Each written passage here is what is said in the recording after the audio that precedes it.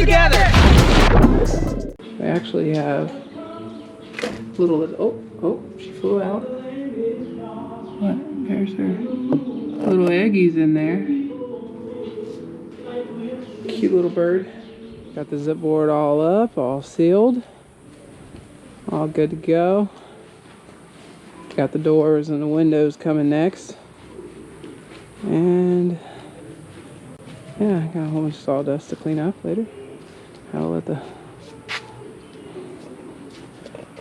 We still got to build out our closet right here, but we're going to put an overhang all the way down. We got to go by that next time. And our 4 posts here, because we're about 40 feet, 36, something like that. Put it every 9 feet, something like that. So we're just going to bring this existing roof over and cap it off.